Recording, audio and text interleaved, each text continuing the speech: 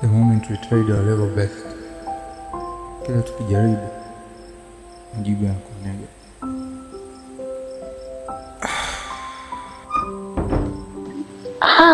Mwanetu, kodi tena. Ndio brother.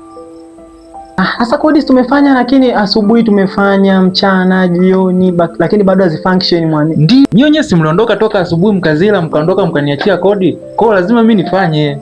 Lazima nifanye kwa sababu nyinyi si mliniacha, lakini mlizila mliondoka. Ngoja nikuelekeze kitu. Kodi tumefanya, yani hazilani hazifanyeje. Sasa sisi tufanyeje tu? Hapana. Hatuwezi yani kuna dada unakieleka, yani una hela kibao afu hela yenyewe anayotupatia hela kidogo sana yani. Hapana brother.